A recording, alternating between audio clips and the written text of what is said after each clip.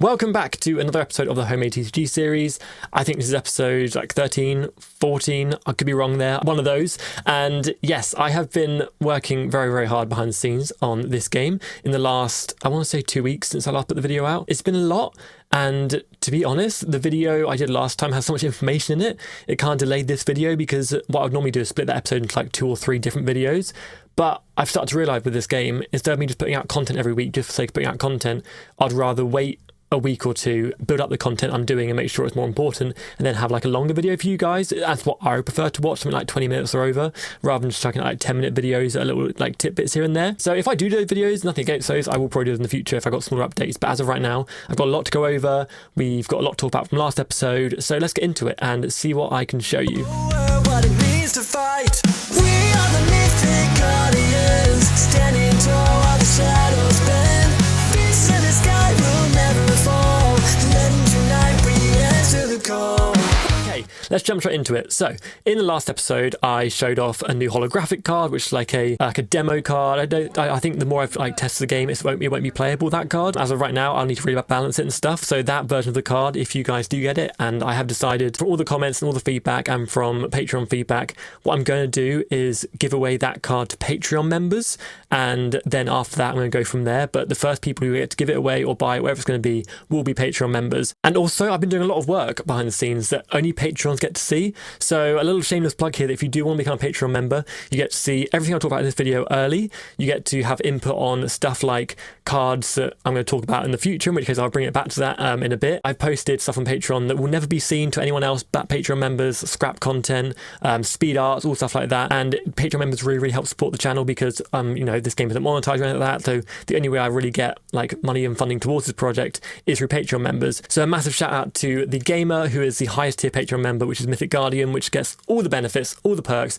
and discounts on the products when they do release. And then the second, which is Grand Guardian, we have Builder Films, which I really appreciate. Thank you so much. And he's given some amazing feedback. So yeah, Patreon members, and I know there's some free Patreon members I can't see the names of, but I really appreciate you guys as well. Anything to support the channel. But yes, if you're on Patreon, you get to see it all early. And I think it's really cool just like being able to share stuff with people so like intimately. But yeah, go and join that link in the description. So what I did post on Patreon, and I'm now ready to show you guys, is something really exciting because I've been dabbling in it on and off, and it's one of the things where I didn't know if I wanted to reveal it now or like do a trailer or something in the future, but I thought it's not a big enough deal where I feel like I need to hold off on information. But obviously, when I've got 2 starter decks, you guys hopefully will buy starter decks and you'll want to expand them with booster packs and booster sets. Now, I mean, it's a given, a lot of TCG creators do booster packs on the first drop, so I do think that's just like a thing that everyone should do. Very exciting because, let's be honest, when we pull cards from like Pokemon, Yu-Gi-Oh, One Piece, Digimon, whatever it's going to be, the most fun thing, apart from maybe like dueling, is pulling packs. And I know it's like a gambling thing, and it's that kind of dopamine hit you get, but they're really fun. I like doing them. I want to pull packs for my own game, so I've been working very hard on making booster packs. I want to make a set name. I wanted to have the booster packs look professional. Like, again, if you walk past it on a shop shelf, you would see it and go, oh, that's meant to be there. So I've been working very hard on that. I've shown the Patreons them. I got some amazing feedback, very positive, which I love. So I'm going to show you guys. But before I do that, I want to reveal the name of the first set of Mythic Guardians, which will release alongside the starter decks. So the first set name is called Rise of the Guardians. Now, that might seem a bit unoriginal, like Rise of the Guardians. Obviously, that's a very tied to like an opening set. But hey, it works. I think it's great. I've made the logo for it, which hopefully you're seeing now. And I do think it just like captures set 1. Again, it's very like basic, but I want that. I don't want something complicated. I don't have to like search something up that's really like complicated to find, blah blah blah blah blah. So yeah, Rise of the Guardians, I really, really like it. I've thrown it around to a few people I've been dueling with. They think it's really, really cool, and they're very excited to see to open the booster pack, which I've shown them as well in person. Now, I've said many times I want to release a game on the Game Crafter, which still holds true. I want to release a game on Game Crafter. It means I don't have to invest so much money in it and then like it might flop. It just means that everyone can have access to it. I mean, the shipping costs and stuff, it still sucks a little bit, but at the same time, it's the best like produced trading card company, game craft company for a reason. That's like, you know, order on demand. So I'm going to do that for now, and they offer really good booster packs. So what I wanted to do, and this might cost me more money than anyone else because I have to order the products again, completely transparent with you, I have to buy the products before you guys get to buy them, so I start to invest money into the game. It's not like I'm just like putting it up and like, oh, that will do. I have to approve it, buy it myself. So what I wanted to do was have different booster packs but have the same cards in them, but the artwork on the booster packs is different. So what I'm really saying is I'm going to be paying 4 times the amount just to have different artworks on the booster packs that contain exactly the same cards. cards. Now that might seem to some people like a waste, or like that's just like stupid, just have one booster pack which has like one image on that like shows off your game.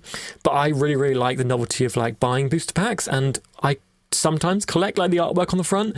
I don't know if that's sad, I don't know if a lot of people do that, but I feel like that's something that some people do. So I want to have that in my game, where you've got 4 booster packs and they have different artworks, all the same cards, no matter which one you pick, it's going to be the same pull rate, same rarity, everything like that, but just you can just collect the artwork. I thought it's a nice little addition, and I want to collect them, so that's why I did it, really, because I think it's something that I would like to have on my shelf. So as you can see, here's booster pack number 1. This is the one of the shrines, Kraken's Reef. It shows off the lovely artwork, and yeah, it's got some nice graphics in the background, made it look a bit more like expressive, and it is the card art, but I have kind of tweaked it a bit so it does stand out a bit more.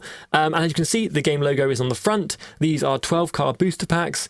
Again, I haven't looked into it. That number might change when I come to actually doing the booster packs, in which case, you know, I'll update it. But yeah, I want to make it look professional, make it look sleek. I don't want loads of information on it. The game crafter, as far as I know, does not print like back printing on booster packs, so I've just kind of like made it as simple as possible. And once you guys ripping them open anyway, you won't probably keep the packaging. But yeah, if you do want to keep the packaging, I'll try to make it look as nice as possible for you. But that's the first one. The second one is the Infernal Hydra one. Again, exactly the same cards, nothing different there, just the artwork. And then you've got the Stone Wyvern one, and then you've got the Sensei of the North. So it's like 2 from the starter decks. You've got the Sensei of the North and the Kraken's Reef from the Tidal Hurricane starter deck. And then you've got Infernal Hydra, and then the Stone Wyvern from the Infernal Calamity starter deck. Just nice little like nods to those, like make it an even number and stuff. But yeah, if you guys like look of these, let me know. I really like them. Again, they might tweak, some numbers on the front might tweak, some position and stuff, but overall, this is what I'm going for. So if you guys have any like major complaints, please comment down below and I can change them. But if not, then amazing. They are the booster packs. So one of the next things, which is very exciting, and again, patrons got to see it early and they gave me good feedback, and also if you're a Patreon member, you will get to decide if you want to make one of these cards. So I'll explain that in a second. But my favourite thing at the moment, right, is collecting Pokemon cards, Mega Evolution, and I've already pre-ordered Phantasmal Flames. I went on a camp out this weekend to get the Phantasmal Flames pre-order. It was really, really fun. You had to like sit outside a toy shop, toy store from like 3 a.m. until I think 9 a.m. when they open for got like 6 hours, and then finally got in, pre-ordered the set, and then all the systems went down, a few people after me. So that was very, very lucky. I was like 30th in the queue out of maybe like 200 people. It was very, very fun. But yeah, I really like pulling Pokemon packs, and my favourite thing to pull right now is full art cards. Now, I know this might seem like copying, and to be honest with you, I'm not kind of Pokemon's brand. Like I'm sure you know, unless a miracle happens, this game will not take over Pokemon in any sense of the word. It's not going to. But I really, really love full art cards. I think they're the most fun thing to pull, even more than like the gold EX card. Just like full art cards with beautiful artwork on is the most amazing thing for me to pull. Like that's what I get most excited about. So I really want to have full arts in my game, and I feel like because I'm the only one drawing my artwork for my Guardians, they can feel sometimes quite like one-dimensional. So what I have done is I've had my brother help me with the full art. I've done 2 full arts. My Patreon members are going to decide which 2 cards they want to be full arts. Again, if you want to become a Patreon member and you want to like put forward a full art card and me to make it, you can do that. But I have 3 to show off. I'm only going to show off 3.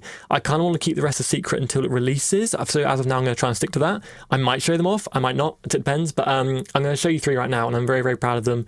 And one of them is still up in the air because my brother's not finished with it, but he's had permission to show you at least this version of it. So the first one is Shinfu, the Crimson Thief. I know he's on everything. He is kind of the game's mascot. He's got his, you know, Mythic card I showed you in the last video. He's got a full art card now. He's the first card I showed you for the original game. But yes, I really want to do him full art. He's like the Pikachu of my game, the Dark Magician of my game. I'm trying to kind of push him as my mascot because I want him to feel like he kind of encompasses what the game is. So yeah, he's got a full art. I really, really like it. I drew this one. This was illustrated by me. And as you can see on the card layout, you can see it says illustration. So if you guys did like put forward one, I would like include you in that name or something.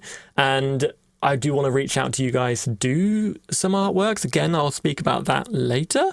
But yeah, so this was the first one I did. I'm very, very happy with it. I like it. I feel like it's quite, like, say, something that if you pulled and it was like holographic, you think, oh, that's quite cool. The next one is one my brother did. And this one's not done. He still wants to tweak it, but it could be the final one. We're going to see. We're going to talk about it. But this one is the Great Storm Kaiju. Now, it's so clever because I didn't even think about him in this situation. Like, the good thing about full arts with trading cards is you get to see the monster in a whole different environment. It's like, you know, on the card he's got one thing, and on the full art it's like a cute version of him or an action pose or something like that. It's just a completely different vibe, and I feel like I did not even think about this in my head when he chose to do this monster. I was like, yeah, you can do a full art. I'm not sure what you'll do with him because he's like a rampaging monster. But he's like, no, I've got an idea. And he started drawing this card, and it was just like this relaxed, kind of like zen, almost like sympathetic version of this card. And it's so cool. I'm really hoping he didn't change it too much and he still lets me release this one. But it's so cool. It's just like him looking up at the night sky. I mean, you can see the trees and forests and show you the scale of this monster.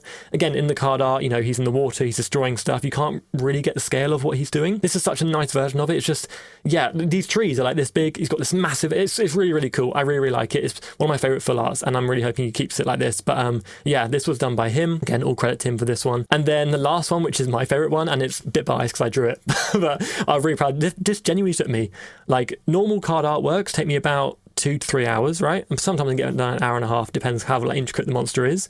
This took me about 6 hours, and I sat down in one sitting and did it. It took me from I think I started at like 10 a.m. in the morning and I finished it by like just after 4 o'clock. It took me 6 hours, but I really like it, and it's so cute, and it's Ronan Crokin, another one of my favorite monsters. I think the second one I ever drew for my game, actually. And it's just him in a pond. It's just him swimming in the pond. He's not in action. He's not doing anything. He's surrounded by a few little pond poles in the background if you look closely. But yeah, I really like it. It's something that I had in my head for this card, and it's cool that it came out like how I pictured it, because with my drawing skills, sometimes something happens in my head and I'm like, I'll get it down on paper, and it doesn't come out that way. So sometimes it just looks a bit naff, but I'm really happy with this. I really like it. It's one of the ones I want to pull myself. I want these cards to be holographic. I want them to be shiny. I want them to I want you, when you pull them, to feel, oh my god, I got a full art card, that's so cool, like Pokemon. So yeah, I'm really happy with it, and I hope you guys like these. I will do more full arts, but I don't know if I'm going to show them off like on YouTube videos. I might just do like Patreon stuff, and then maybe drop some. I can't want them to be a surprise as well for you guys if you get a pack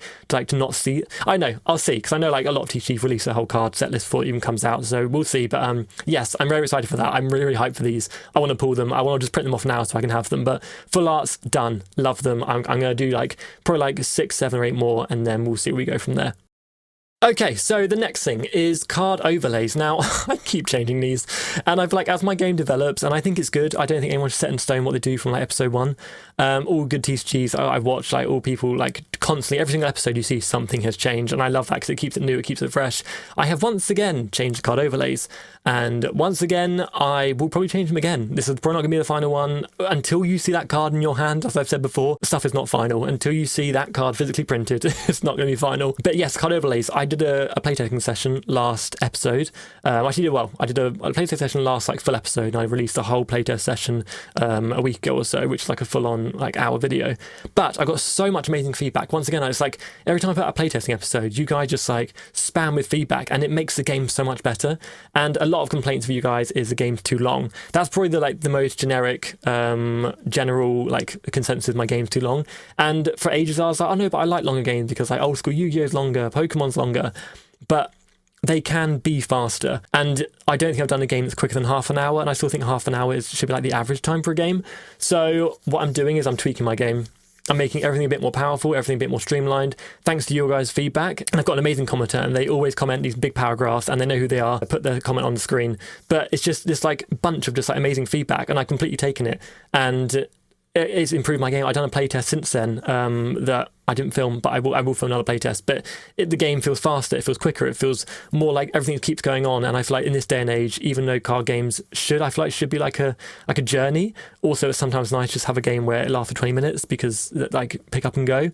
So yeah, the card overlay has changed. So abilities now have subcategories, which might sound confusing, but I promise you it's not. So this is very much inspired by One Piece, and from this comment I got, I kind of merged two together.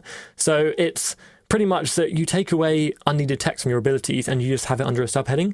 So some of my abilities work when you're attacking. Some of my abilities work when you play a card to the field. Some of my abilities work when you put your card in defense mode. So now these abilities have subcategories. You don't have to have that bit of unneeded text. It's just the ability is passive and then attacking. So you know that when you're attacking, this ability activates. And other ones passive guard, so you know that when your guardian's in defense mode guarding, this ability will activate then. So you never have to double check it and when's that activate, or has that already activated? It's you will see on that subheading, or emerge, which is a new name for like summons. When your guardian emerges of the arena, that's when that ability activates. It's something I didn't really think about, and I've been learning the One Piece card game, and since playing that card game, I'm like, oh, that's such an easy way to do it. Like, those cards have that on. Then I got this comment from this person. I was like, this all just makes sense. I'm going to do that for my card game. Yeah, it works really well in playtesting. I played it with my brother the other day, and he was like, oh, it's literally my hand. I can literally see the cards in my hand, like on, when you have your cards, you can always see like the left side of your cards in your hand. He's like, oh, I see that, yeah. So he knows what abilities to use when. So amazing comment. That's great feedback. The other thing is I've made everything a bit more powerful in terms of like power stats and just like how well they work together, a bit more combos going, so you can make the game feel a bit faster. That's just another like generic, doesn't really overlay change, but there is stuff changed on the overlay for that. And another thing is the Grand Guardians have been extremely buffed, and this might sound like contradicting to make the game faster, but one, you can also summon your Grand Guardians early with the seals, so if you get them out early and they're really powerful, it will make the game go faster. The second thing is, when I did the playtesting session, I even said it myself in the video, I was like, the Grand Guardians were destroyed really quickly, and I was kind of sad that like you did all this like big build up to get to this big boss, and you killed it in like one turn. Like, I know it's been happening in all my playtests, but it's always felt a little bit weird to me that you have this big game and like your end goal is to beat this Grand Guardian and you can do it in one turn. It's like, imagine playing Elden Ring and you get all this way and you get all this way to the last boss and then suddenly you beat him like the easiest out of everything. It would feel really weird. So I have buffed them like big time. I've gone from like 2,000 health to like 4,500 health. I'm going to see how it works in playtesting. The game I did the other day, it was about 4 or 5 turns to take it out, which I think's better. But that could have just been a fluke. So I'm going to try again with more playtesting. But yes, it's working really, really well. I've buffed them. I've made some new Grand Guardians, which I'm very, very excited for. So yeah, that is the buffs to the game. There will be more updates, and I've updated the playmat. And another comment said about your shrines becoming like resource slots, because there's only 2 resource slots in the arena. So as your shrines get destroyed, you stack them under your Grand Guardian, which now has a place in the playmat. So when your Grand Guardian comes out, it can use those shrines like its stacked ability kind of tokens, and then the shrine slots are empty. So let's use them for resource cards, which I think is such a cool idea. It's like you start the game with 2 resource slots and you have 3 Guardians, and then as your shrines get destroyed, not only are you drawing cards because your shrine got destroyed, you're also then gaining resource slots to kind of like get yourself back in the game. A really, really cool, something that's so simple, a really cool design decision. I haven't actually playtested that yet because that was a later update, but I will playtest that as well. But I think it's been a really cool design, and I'm very excited. I've actually ordered custom playmats to try this all on, some just like cheap little things just to like see how it works. And I will let you guys know how it goes. But yes, as of right now, every single change I've added so far since the last playtest has been positive. The game feels better. It's always feeling better, and I'm so excited you guys get to like go with me on this journey. Another thing about the overlays is the type icons have changed. Now, not only have they changed, they've also taken away a type and added a type. So originally I had the crystal type, and I was really struggling to think of like, this is so simple and so like such a simple excuse, but I was struggling to find the Guardians to fit that crystal type. I was trying to like, I was struggling to be creative with it, and I was just like, I haven't got like a grass, leaf, nature kind of type. I want that in my game because it's such an integral part of every like circle of TCG to have this kind of fire, water, grass thing. I've got so many creatures that would fit into that archetype that I was like, I really want to have that. So I've scrapped the crystal type, and any cards that were crystal now have a different secondary type or just like monotype. But I've now added nature type, and I get to make new cards for that type, which I'm really excited about. I am aiming for probably 100 cards in this set, and that's hopefully like 90 unique cards and then maybe like 10 full art cards or something. I did a poll when you guys said about 100 to 120 feels like a normal TCG amount, so that's what I'm going for. So I'm going to design like 20 more cards and then go from there. But yeah, I've changed all the type icons because the other ones were placeholders. I never really mentioned because I didn't want it to feel like I was rushing anything, but they were placeholders. Some of the icons were literally ripped from Google Images and just like slapped like a gradient overlay on them. And I was like, I can't actually legally use that anyway, so I will update them at some point. I was just like procrastinating it because I didn't know what I wanted to do to change it. But I finally wanted this more like, I feel like my card overlay is going towards that cartoony effect, and I really, really like that. The game started off quite serious, quite monotone, quite drab and beige, and it was an improvement on the old ones. The old ones are like way too colourful, and I don't like them. But these new overlays, I feel like I'm slowly adding bits more colour, a bit more playfulness, making it a bit more 3D and a bit more dynamic. I like how the icons like overlap the card borders and stuff like that. I think that's really, really cool. And I want to add some more colourful and playful card types because I feel like when you see them, they're going to stand out to you.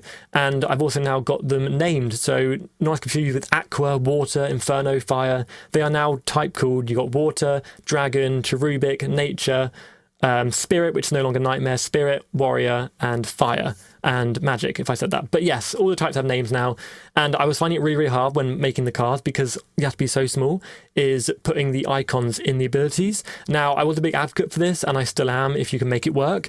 but I feel like my text abilities are a bit too small when you make the icons small in the text. So it's like if you said, you know, emerge one fire type from blah, blah, blah, and if I put the fire symbol in there, it kind of got blurry, small, and it's really hard to read. So what I've done now is I've just called it fire. It just says emerge one fire type from your deck.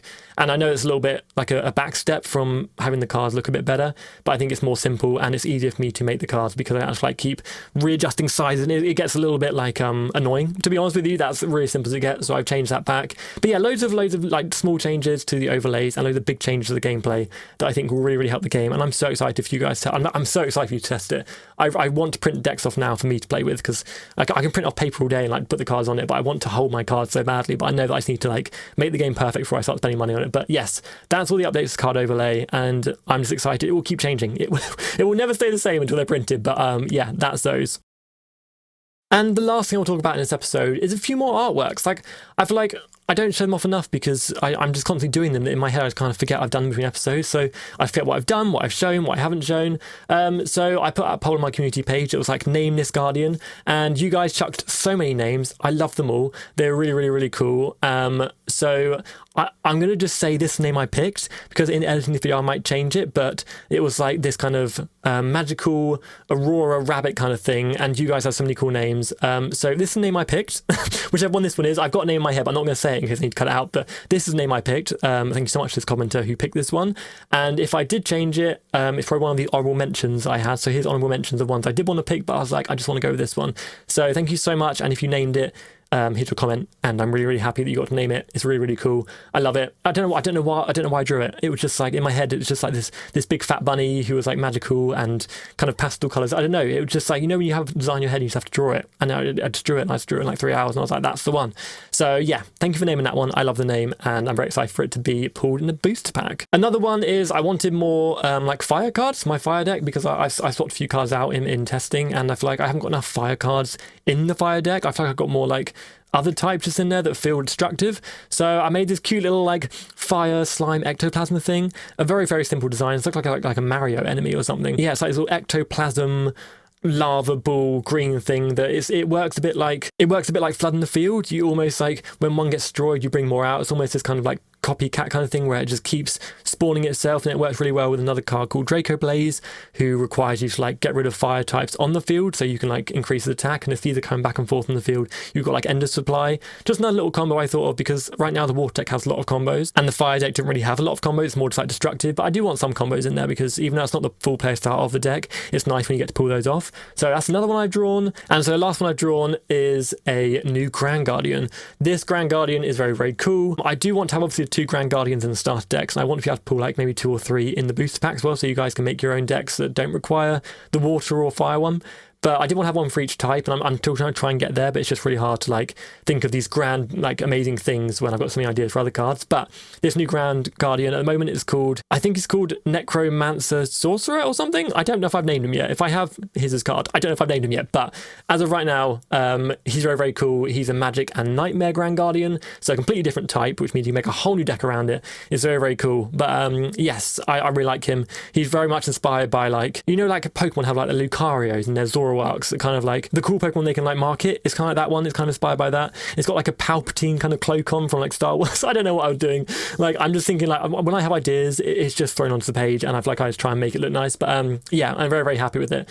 But that is all the updates I have for this video. In the next video, I do want to show you some of the playtest changes and stuff like that. But I feel like we covered a lot. We've covered artworks, we covered booster packs, we covered game updates, we covered type updates, overlay updates, and full art. So it's a lot of stuff we covered. And I feel like from now to next episode, I'm only going to do more, which is very exciting. But again, if you want to become a Patreon member, see all this early, see exclusive content, link in the description below. But thank you for any support you give. Like, it's amazing. We are so close. We are so close to 1,000 subscribers. When I put the video out, we might already be on it.